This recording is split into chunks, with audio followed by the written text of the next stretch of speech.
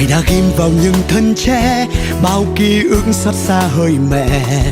Ai đã du ngủ những dòng sông cùng em má chạy về hướng đông.